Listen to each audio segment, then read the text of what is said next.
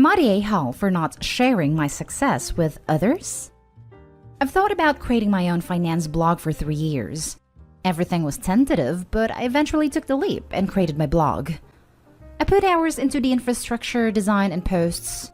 I'm so passionate about blogging, and finance is such a niche topic that I never thought I would succeed. 2 years later, I'm able to live off of the money I'm making from my blog, and I'm making more from my blog than I have from any job I've ever had. In the early stages, I always sent my BFF my blog posts to not only just share my posts with her, but to even ask suggestions about how I can improve. I also thought about potentially hiring her one day if she were interested. They were never long posts, but she never read them. She just wasn't interested, so I stopped sending them to her. She started noticing minor lifestyle changes, such as buying a home I've always rented, and she asked me how I could afford it.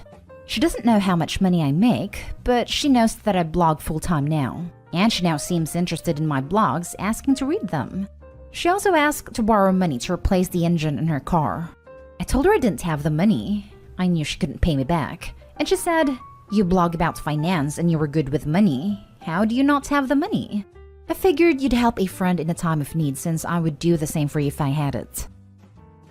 Now for the top comments. Not today, Hull. I would do the same for you. But she had a chance to help you with her time and she didn't. Time and money are both valuable resources. She did not see fit to spend her resources on you, so why spend yours on her? Also, it is quite cringe-worthy that she'll ask how come you can't lend her money since you're a finance wizard. Well, lady, because I don't make stupid decisions with my money, such as lending it to someone that chances are won't pay me back. Lol, here is a financial tip. Don't lend money to deadbeats. I don't ever lend money. Someone asks me for money, I always gift it to them.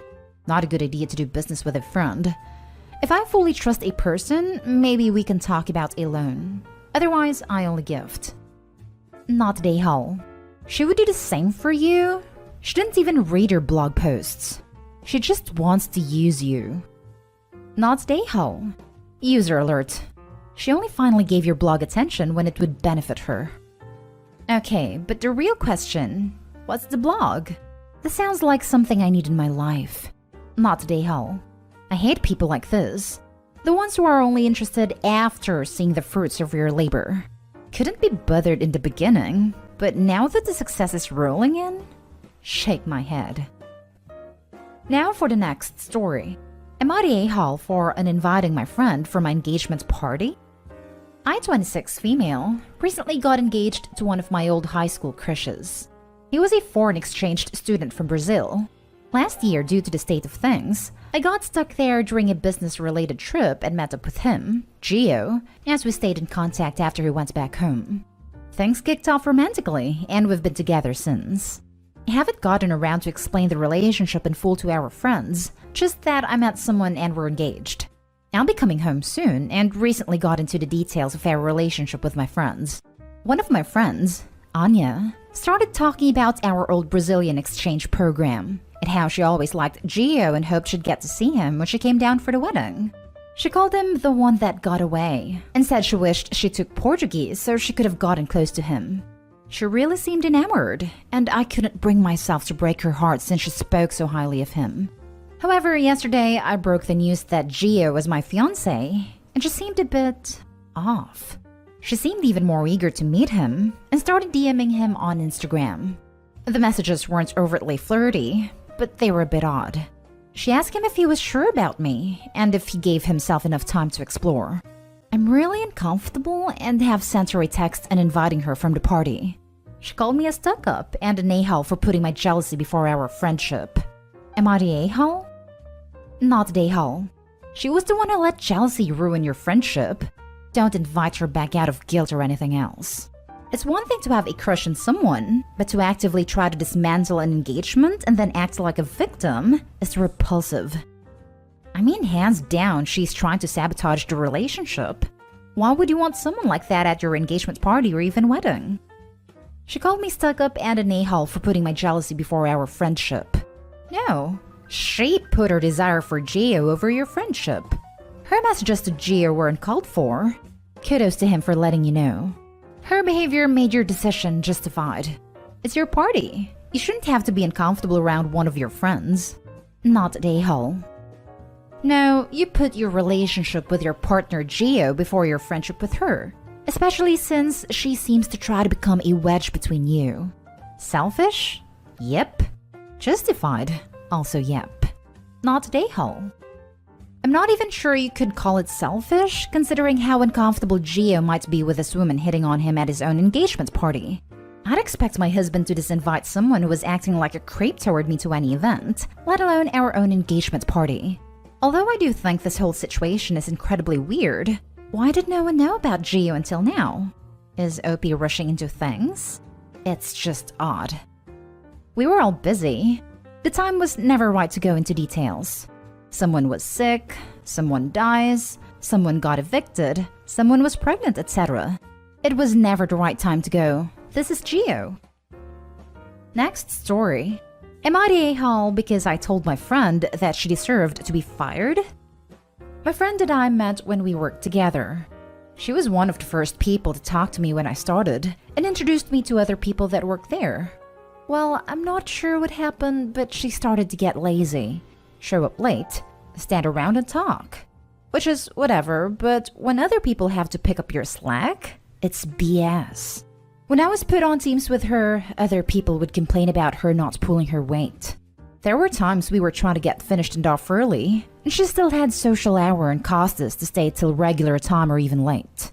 She was being talked to by management repeatedly.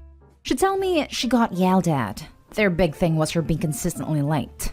I told her to leave earlier. Well, I have to drive all the way from. It's a long drive. I tried helping her improve with other things they coached her on, but she had an excuse for everything.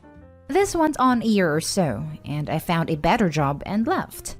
She kept asking me to get her a job there, but since I knew how she was, I told her they weren't hiring.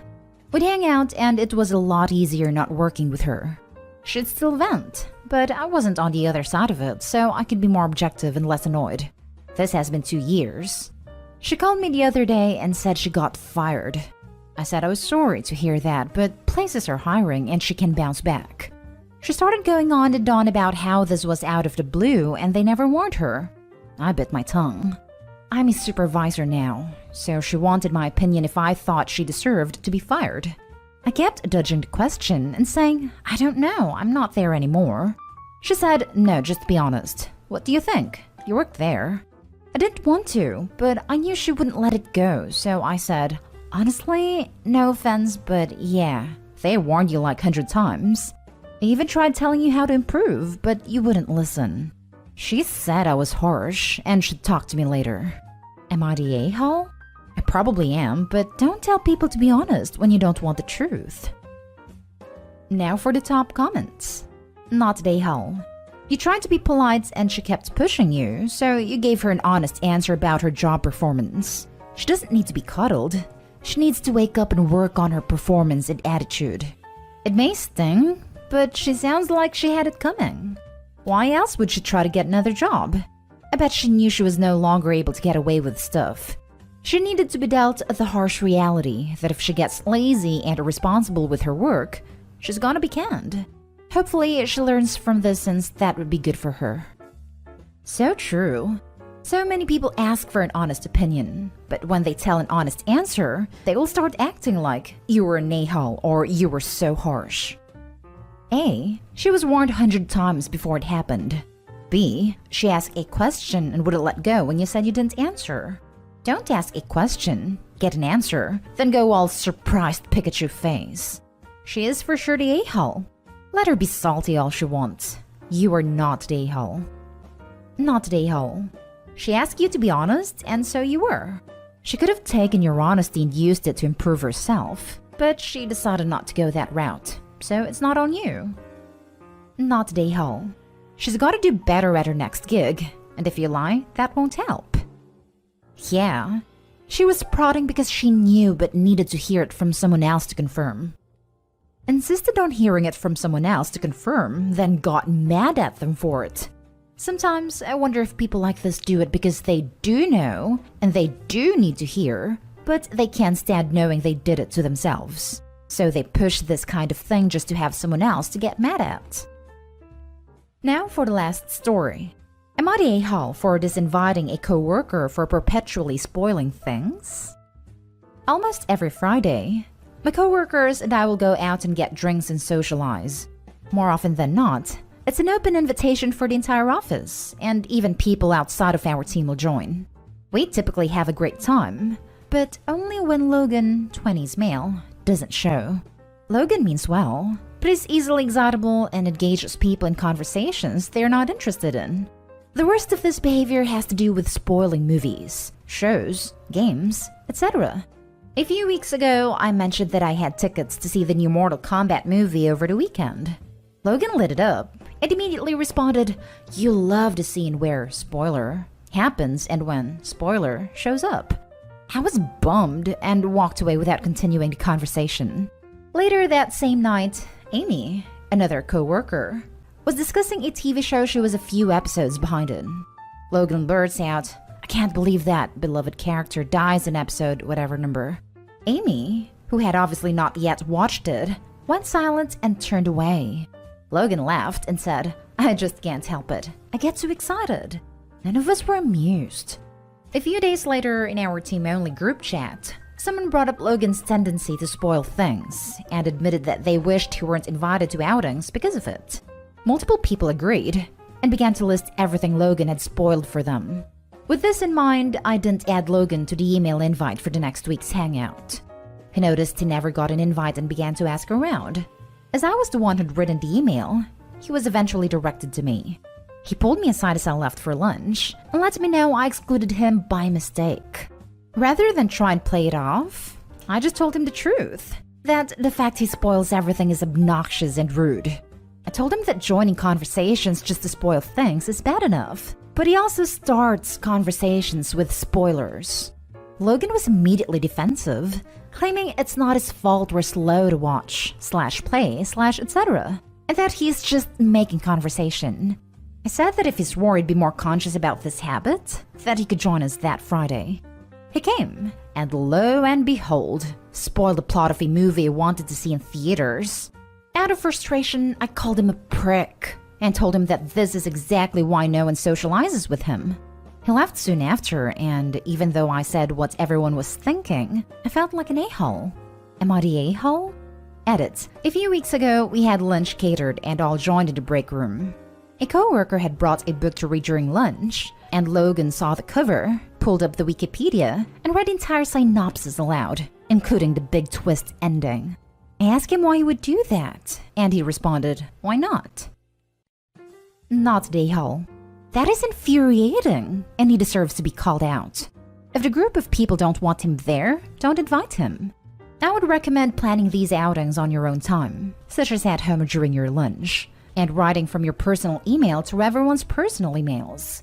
This is to protect yourself if he goes to HR for bullying/exclusion. The job can't comment on anything done in your time and with your property. Absolutely seconding the suggestion to protect yourself HR-wise. But you're absolutely not the a-hole. This dude sounds obnoxious. Deliberately obnoxious, per the Wikipedia stunt with a book. This guy's dying to learn the consequences of his own actions. Yep, he absolutely knows what he's doing, and is doing it deliberately. Sounds like he's pretty much asking to be uninvited at this point. His little "but I'm just so excited" act is pathetic, bordering on hilariously pathetic. Please tell him the next time he starts his whining that literally thousands of people know what he's all about, and think he's a weapons-grade stain on the underwear of humanity. Not the a-hole. He absolutely can control his behavior. He chooses not to. He is deriving pleasure from spoiling things for everyone else. He can learn to control himself, or he can be excluded.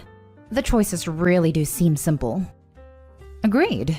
This isn't accidental behavior. It's intentional behavior that he has been asked to stop. So he is choosing to spoil and also choosing to do something that he knows is upsetting to others. Especially the situation mentioned in the edit. It wasn't his excuse of a "I'm too excited not to share" situation, because he had to Google the book to ruin it. I wouldn't want to spend any time with someone like that either. Not the a-hole. I think you're honest and decent to explain it and give him a chance. He blew it, but you tried. I have a friend like that, and as soon as they kick off, I'd cover my ears yelling la la la in their face. Took a few times, but they got it. This was one-on-one convos. Imagine a whole work group yelling that in your face with their hands on their ears. Haha, the insanity.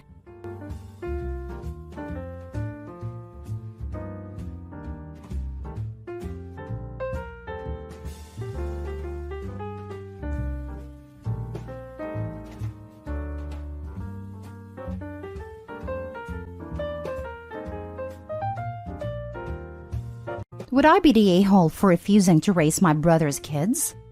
When I, female 20, was 6, my parents died.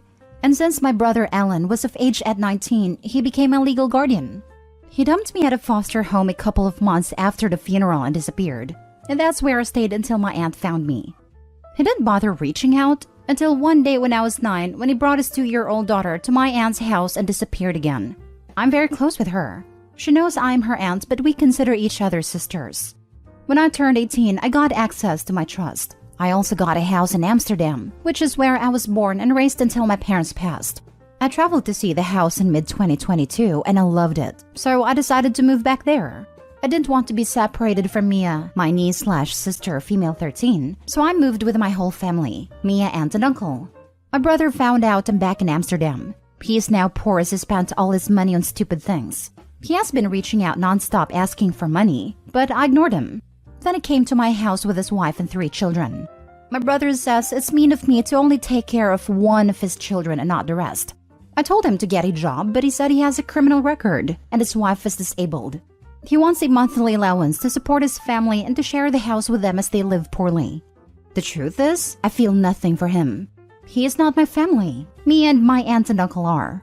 Yesterday I was out, and my aunt called saying he left his kids outside our house. I don't want them in my house nor my life. I feel nothing for them. Mia is also very uncomfortable with them in the house and says she doesn't want to have to help raise them, and she doesn't consider them siblings. My conscience won't let me abandon them at a foster home like my brother did to me. But my aunt and uncle are now retired and very old, 63 and 64, and aren't able to run after them as they are young kids, 9, 7, and 4. And I also don't want to put my life on hold to raise strangers. The police are looking for my brother and his wife, but if they don't find them, I will look for a nice facility to take them in. I have tried to find it in me to raise them, but I just can't. I cannot imagine putting my life on hold to stay home and play mother with them. Mia doesn't want them in her life either. I've retired my aunt and uncle and they spend their days feeding ducks in the park, and it is unfair to them to raise more kids that aren't their own. I've discussed this with my 3 cousins, kids to my aunt and uncle. 2 of them say I have no duty to these kids and my feelings are valid. But one says I'm an a-hole here as it's my duty to step up and raise them, the same way her parents did. So would I be the a-hole if I refuse to raise them? Now for the top comments. You're barely an adult with 1 kid already. I don't think you'll be the a-hole. Your brother is for sure. Especially if she cares for the children. He will just pop out more children and bring them to her. This will never stop. They aren't her responsibility, and she will just resent them since she was forced to care for them in this way by someone she doesn't even have any family bonds anymore. Not the a-hole, and OP, please call the police if you ever hear from your brother. Maybe give him a "I will give you money," but just if you meet with me one last time to talk, and then if he falls for it, inform the police about it. Not the a-hole. Your aunt and uncle raised his first kid. You didn't agree with raising 3 kids. As for your cousin who is telling you to raise them, ask that cousin if she would raise them with you. I guarantee she will refuse. However, you, Mia, aunt and uncle should make an effort to be a regular part of their life and be a support system. But it is understandable to not want to/be able to be guardians for any reason. I've decided I will be a part of their life. Mia said absolutely not, but she's still young and might change her mind. I don't want these kids growing up knowing they had family who could have been there for them and weren't.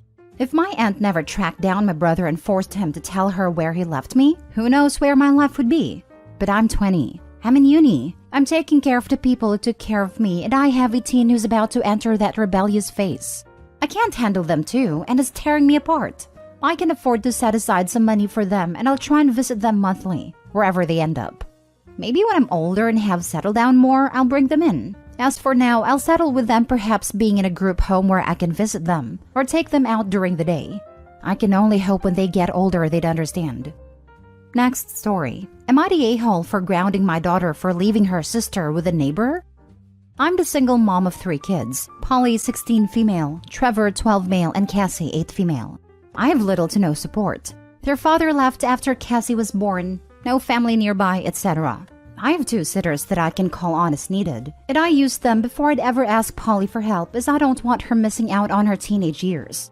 Before this incident, I only ever asked her to babysit once because I had no one else, and I paid her $15 per hour, above minimum wage at a time. This past Saturday, Polly was due to hang out with some friends. For a couple of days, Trevor was ill but testing negative for COVID. That day, he spiked a very high fever, and I had to take him to the ER. I asked Polly to watch Cassie as the sitters weren't responding. I apologized that she'd have to miss out on time with friends, but said I'd pay her and she could even have her friends over our place. Polly pitched a fit and asked why I couldn't send Cassie to the neighbors.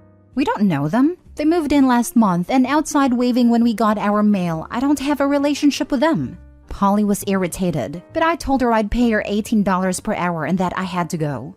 I take Trevor to the ER and we have to wait a bit. Polly kept asking if the sitters responded and they hadn't. Eventually, it was our time to be seen, so I told Polly I'd be out of reach for a bit. Turns out, Trevor had a bad case of RSV, and due to pre-existing health problems, had to be admitted for the night. I was terrified. When I called Polly to update her, I heard people talking in the background and said, "Oh, you had your friends come over?" She told me no. She dropped Cassie at the neighbors and went out. I was furious. I told her to go home and get her sister. I then asked for the neighbor's number. She didn't even ask for it. Which I get teenage logic, but still. At first, Polly refused until I told her she was grounded. I made her FaceTime me when she got home to show that Cassie was with her. Eventually, my mom was able to make a 2-hour drive down to stay with the girls, but I told her not to let Polly leave the house. The next day, Trevor and I were able to go home. I lectured Polly about what she did and grounded her for 2 weeks. She got mad at me and said that I can't expect her to drop her plans. I point out I never do, but this was an emergency, and her brother was sick. She told me that's not her problem. She's also mad because I won't pay her. I apologized profusely to the neighbor who said it was okay, and that he would have called me, but Polly didn't leave my number either. Polly said I overreacted. Am I the a-hole? Not the a-hole. Let's get this out of the way. There are a lot of posts on here about forcing teenagers to babysit, and this is most definitely not one of those. This was an extreme situation, emergency even. Polly acted amazingly selfish and irresponsible. She left a young child with strangers and exposed them to an unknown illness as an added bonus. Also, considering how the folks around her were sick, it should be common courtesy/sense to not want to expose her friends as well. She's old enough to fully comprehend how terrible and dangerous her actions were, but instead doubled down on being petulant. Not my kid, but Polly earned a hefty punishment and consequences. She probably did expose them to an unknown illness which later revealed to be RSV. As someone who was a healthy mid-20s adult, got RSV last year and ended up in the hospital overnight, she put that family at risk. RSV/COVID/other illnesses are highly infectious. Not only did she abandon her little sister in an emergency situation, but she could have landed someone else in the hospital. Not the a-hole, and honestly, I'd never be able to trust Polly again. RSV can kill a kid, so God forbid something happened to your son. I don't know how I'll ever be able to trust her again. I never ask her to babysit as it is, but certainly won't ever again. Which unfortunately means she wins by acting horribly. Not necessarily. OP, whenever you need a babysitter, have your oldest stay at home too. That should make it clear that teens who do kids off with strangers aren't old enough to be trusted alone. Not the a-hole. Next story. Am I the a-hole for giving my step-niece's gift to my niece? My brother remarried a few months ago. His new wife has a daughter, Sarah, who is around the same age as his daughter, Alina. My sister-in-law doesn't have a good job, so Sarah had a pretty tough life. Her birthday was about a week ago, so I decided to buy a laptop for her. I know she needs one for school, and they can't afford one. I explained to Alina that I'm giving Sarah a better gift, not because I love her more, but because Alina has everything she needs and Sarah doesn't. And she understood. At Sarah's birthday, I gave her my gift and she seemed very happy. However, I heard her bragging to Alina, telling her I don't love her. Alina kept telling her to shut up, but she kept going and I was furious. I asked Sarah to give the gift back and gave it to Alina. Her laptop was 3 years old, so she could use a new one. I told my brother that he doesn't dare take this away from my niece, and if he does, then he'd better remember to never ask me for any financial help again, which he does regularly. My sister-in-law got extremely angry and called me an a-hole and said I ruined her daughter's birthday.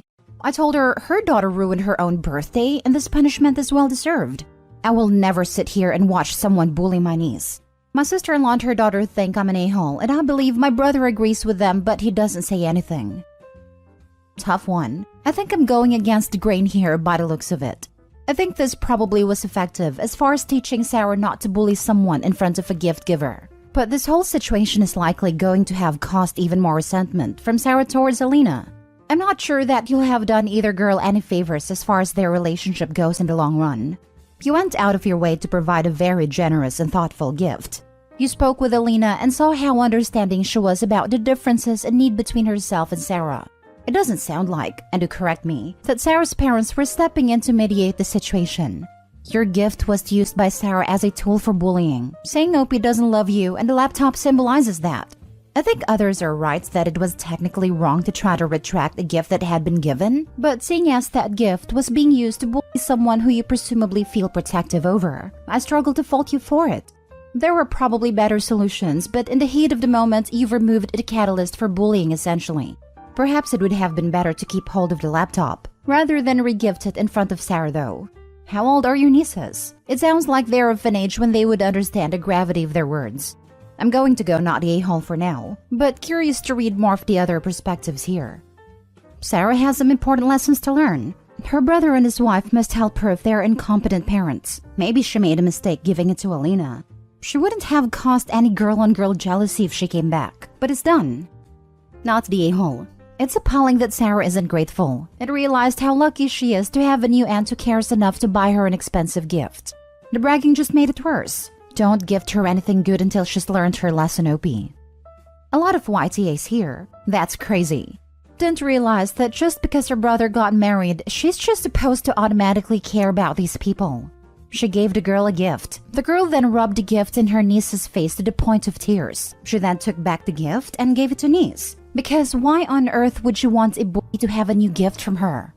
Not the a-hole, OP. In all honesty, my real niece seems kind of cold, but also is true. You don't have to have a familial connection to in-laws, because that's what they are, in-laws, as in the only thing making you even remotely related is the law. Last story. Am I the a-hole for telling my brother's wife that she is a stuck-up witch? Context. This involves me, 25, my brother 32 male and his wife 27 female. When my brother met his wife 5 years back, all of us were very welcoming. But soon, it was clear that she wasn't at all interested in being part of the family. Over the past 5 years, she's come to our family get-together like 6 to 7 times. It's always either my brother alone or my brother and my niece, 3 female. Initially, I would try to make plans with her, but she'd always reject it by saying that she doesn't go out much or that she doesn't like shopping or whatever. On a handful of occasions that she's attended our family gatherings, she's been very reserved and quiet, giving one-word answers, or just smiling whenever someone tries to strike up a conversation. Mostly, she makes some excuse and just doesn't show up. Because of this, my brother has also stopped attending the family gatherings as much as before. My parents are very disappointed with this, and my brother's absence makes them visibly upset. I've asked my brother about it and has always maintained that sister-in-law is very introverted and has social anxiety, and that is not gonna force her into doing something she doesn't like. Next week is our dad's 70th birthday, and of course my brother and his family are invited. This is supposed to be a grand event with all of our extended family going on a weekend trip. But yesterday, sister-in-law texted me saying that she won't be coming for the trip. The conversation went something like this. Sister-in-law, hey, I'm so sorry, but something urgent has come up and I won't be able to attend the event. Is it gonna be only your brother? Me, at least niece is coming, right? Sister-in-law, oh, I would love for her to attend, but she's saying that she won't attend without me. Me, then why don't you stop being a stuck-up witch for once and attend the event, since it would mean a lot to my dad if the entire family was there. Sister-in-law didn't respond after that. A few minutes later, I got a call from my brother and he was furious. He said that the way I talked to his wife was very disrespectful and that he will not be coming for the trip until I apologize. I refused to apologize because I felt this was long overdue. So now brother isn't coming for the trip. My dad thinks I should apologize, but my mom thinks I did the right thing. Am I the a-hole? You're the a-hole. Maybe your sister-in-law doesn't want to hang out with you because you suck. For real, I'm sure sister-in-law gets vibes that they all hate her. I think it's hilarious that OP posted this thinking they were in the right. Entitled, narcissistic people always think that way. Info, where was she acting stuck up? Because I don't see it anywhere in this post. She wasn't. I'm pretty sure OP and her family think she's stuck up because she isn't comfortable hanging out with them. You're the a-hole. As your brother said, his wife has social anxiety. You've now further alienated her by calling her a stuck-up witch. I sure as hell wouldn't want to go to a family gathering after being called that. Social anxiety can make it difficult to do necessary things, like hold down a job, go grocery shopping, or even send texts or emails. If sister-in-law is expending her energy and trying to live her life and function enough to take care of her family and herself, I'm not at all surprised that she can't attend demanding family events. It's a matter of unable, not unwilling.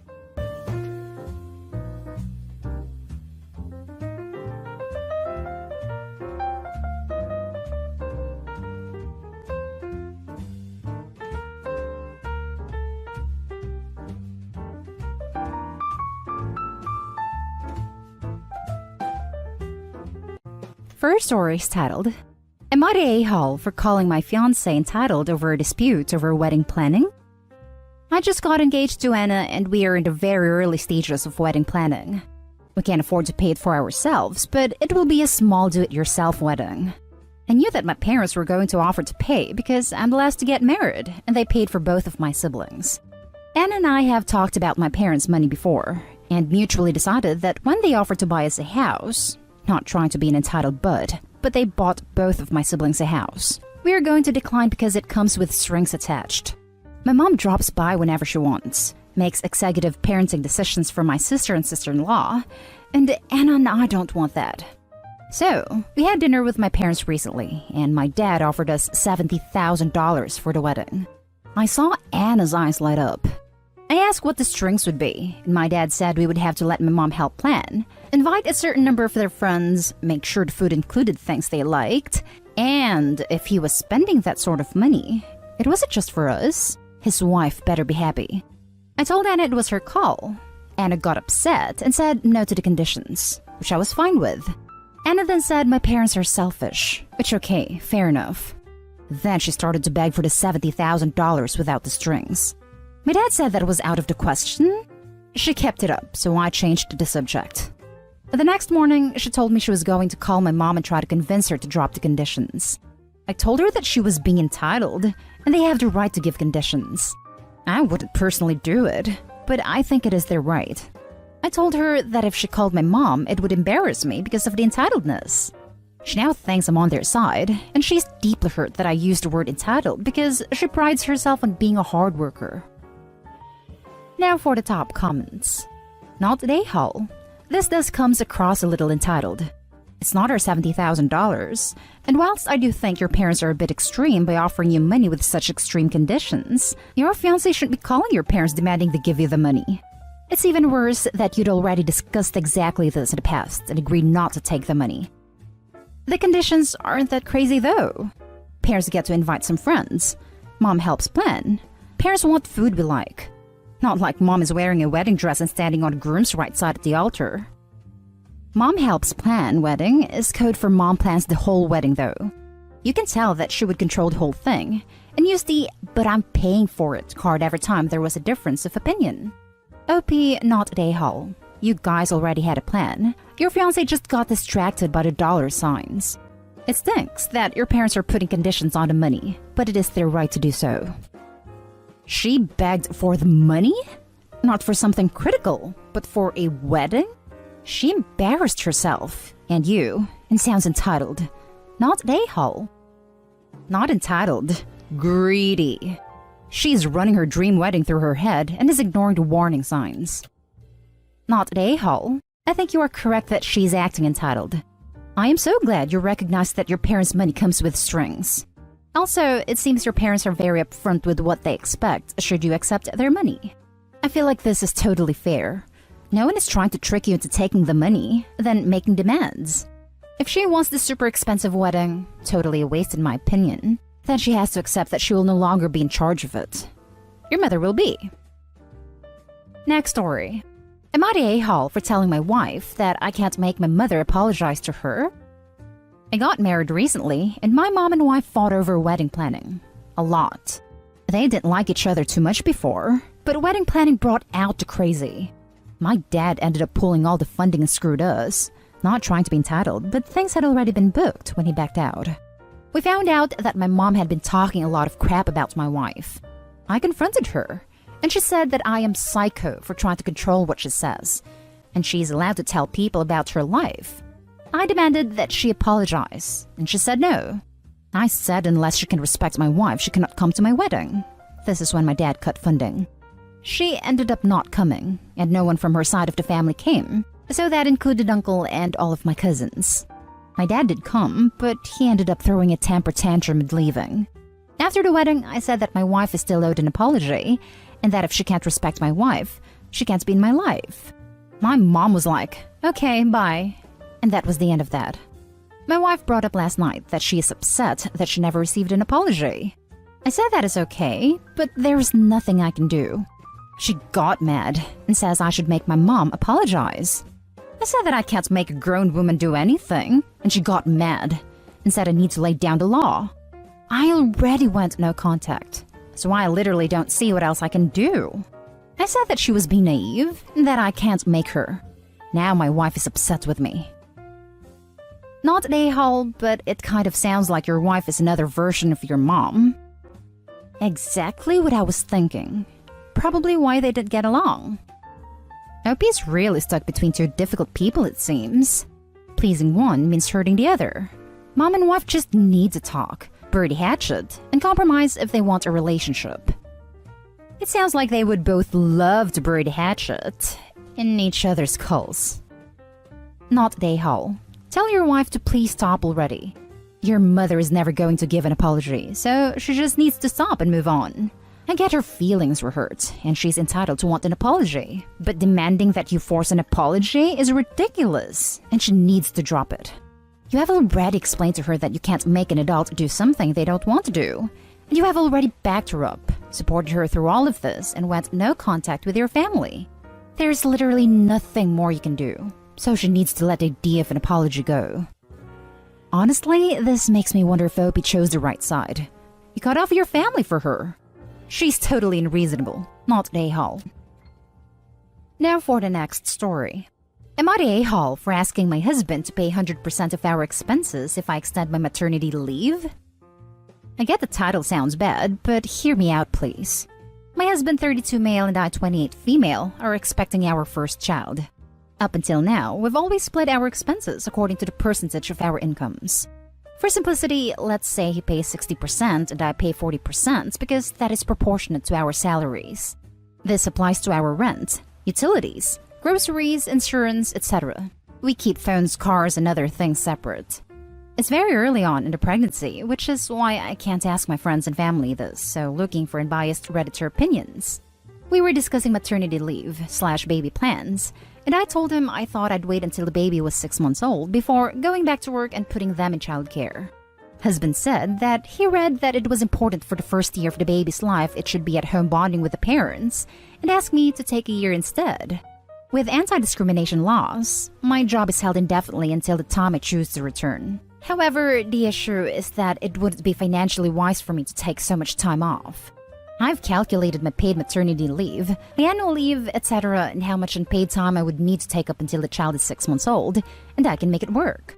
Taking another 6 months off would diminish my savings, especially because my expenses will increase greatly with baby.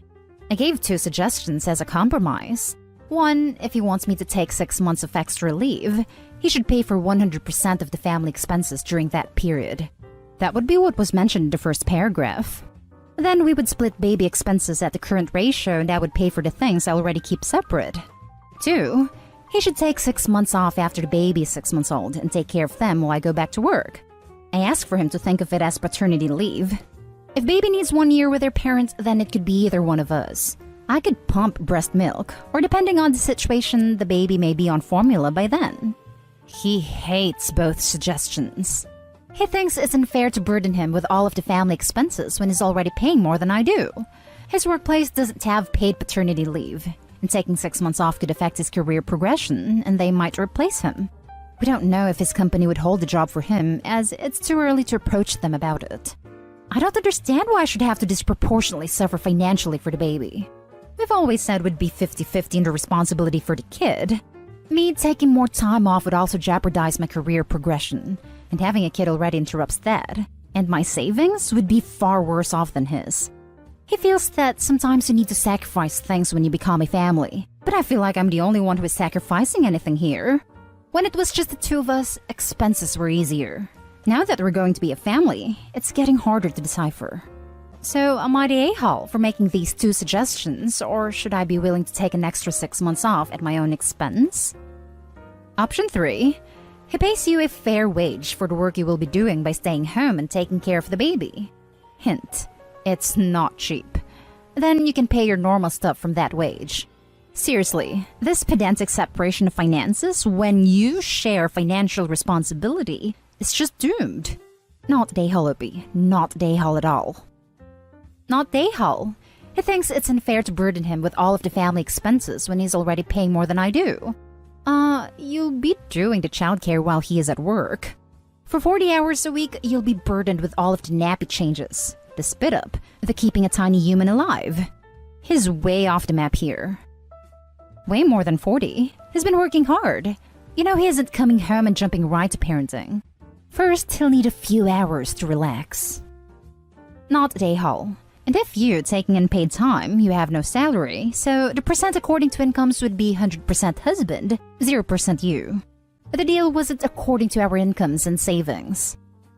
Not the a-hole. I'll never understand why people attempt to share a life together but keep separate finances. It's not like you want to take a year-long vacation backpack across Europe. You would be taking time to take care of a child that is both of your responsibility. Your husband sounds really selfish. He wants you to take more time off of work, but isn't willing to contribute to the financial well-being and stability of the woman he loves and his new child? Why is money more important to him than his family? The last story is titled, Am I the a-hole for yelling at my husband to stop eating my food? I'll keep this pretty cut and dry. I have a lot of food allergies, gluten intolerance, IBS, lactose intolerance. I'm allergic to spinach and kale and other leafy greens in that family. I buy special food for myself, as well as regular food for my husband who does not have any allergies or food intolerances. For some reason, my husband likes to eat my snacks, as well as his own. Instead of going to get a new loaf of bread, he'll open my gluten-free bread and eat all of it. It's been an issue our whole relationship. He says it's because he wants to use all the food before we go grocery shopping again, so nothing goes to waste. Now, I'm 13 weeks pregnant, and the amount of things I can eat are even less.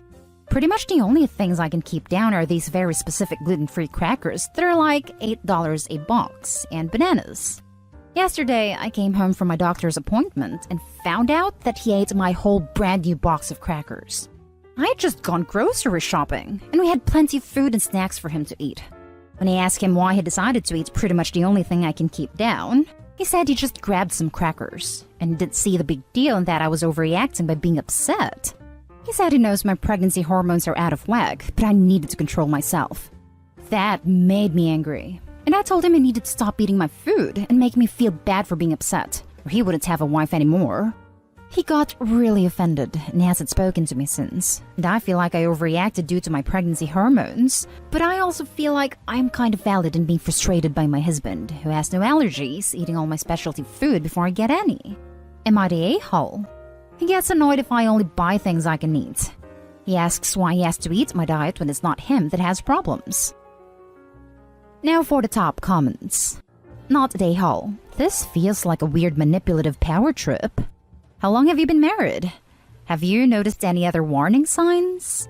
Next time you go shopping, buy just 1 billion of those crackers. Nothing else. Since he only seems to want to eat your things, fine. Be petty and only buy your things. I couldn't be in another relationship where I was constantly disrespected, and no matter how much I tried to communicate, my spouse refused to hear me. Nah, If this were the first time, even first handful of times, but he knows the only thing you can hold down are those crackers, and he still did it, and then tried to invalidate your emotions over it? What kind of crazy crap is that? Absolutely not. 100% agree. There is no way he didn't realize he was eating those crackers. Completely disrespectful and manipulative to blame it on pregnant hormones. Yeah, I like that he told her to control herself when the whole problem is his lack of self-control eating snacks. Not a-hole. Your husband is a huge a-hole. Husband gets to eat everything he wants. Opie, super food restricted. Also pregnant and can eat like 2 things. Husband, I have a great idea. Let's eat the only thing my pregnant wife can eat. Opie, rightfully freaking mad.